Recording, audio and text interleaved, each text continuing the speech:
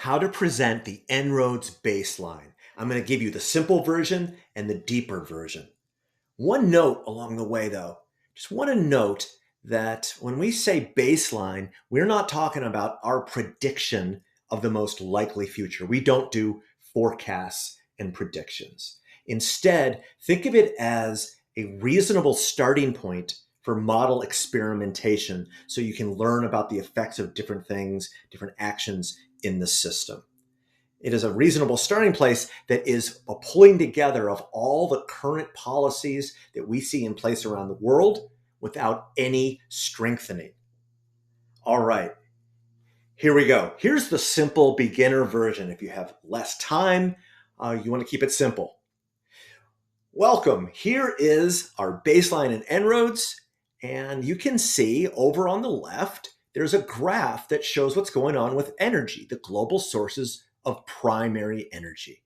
So 2000 to 2100, the brown area is all the energy from coal. On top of it is energy from oil, from natural gas in blue, renewable energy, wind and solar in that expanding wedge that is green, bioenergy, and then on top in light blue is nuclear.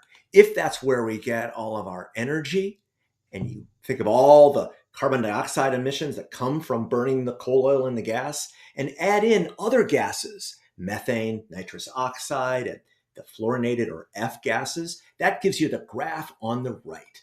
This is the total emissions, greenhouse gas net emissions, growing over time, slowly leveling out. This is the pollution that causes global warming. If that pollution happens into the future, as in this scenario, then we get a temperature rise of 3.3 degrees above pre-industrial. Okay, that's where things are headed. Now, let's make some changes in the model. So that's the short version that you can offer. Now, after that, you could also add in more. So here's some more that you can add in if you want to go a little bit deeper and explain to people some more. All right, so what's behind the biggest source of carbon dioxide emissions? Well, let's look at this view called the Kaya graphs. In the Kaya graphs, you can see the main drivers of carbon dioxide emissions from energy over on the far right. It shows some of our key assumptions. Global population rises steeply and then balances out. Then there's GDP per capita, goods and services produced at the global economy over time, rising steeply. There's the little COVID blip you can see right there. Multiply the two together and you get global GDP, or gross world product. This next factor is the energy intensity of GDP. How many exajoules of energy does it take to deliver $1 trillion of GDP? And it's falling over time as we get more efficient technologies and we transition from manufacturing to a service economy. Multiply those three things together and you get overall energy use on Earth going into the future. The next factor, carbon intensity.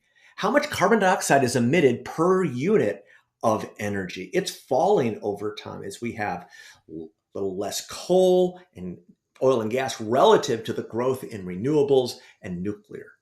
So we're dropping the overall carbon intensity. Multiply all four of those together and you get CO2 emissions from energy, rising initially and then leveling out over time. All right, so those are the drivers of CO2 emissions, but we want to add in and look at the other emissions as well. The best graph for that would be this net greenhouse gas emissions by gas. View it larger, and you can see that dark black area in the middle. Those are the CO2 emissions from fossil fuels that we were just looking at the drivers of. Underneath, land use CO2, we're adding to it there, from bioenergy affected by afforestation, but it's also from deforestation and land degradation. That's all in green. Above it are those F gases I mentioned, methane in blue, and then nitrous oxide in purple. We can also look at the methane here as a single line, and we can look at the nitrous oxide, and we can look at those fluorinated gases, the three main ones, SF6, PFCs, and HFCs. Those are the main ones.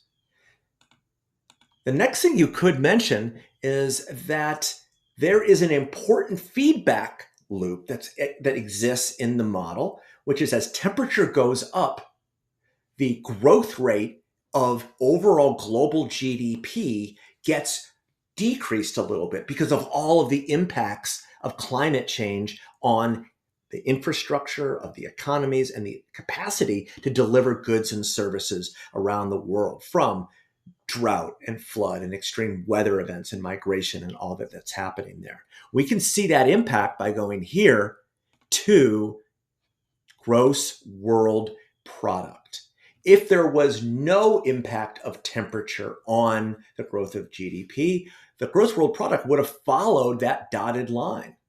But instead, there is an impact. So the result is down here at this other level.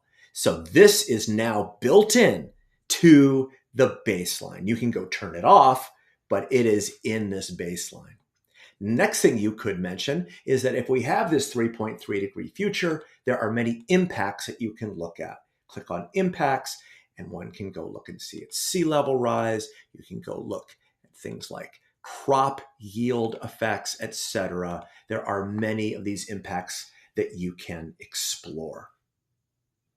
All right. Overall, this is the way to tell the story of the baseline, either at a simple level or at a deeper level. I hope this was helpful. Go get them.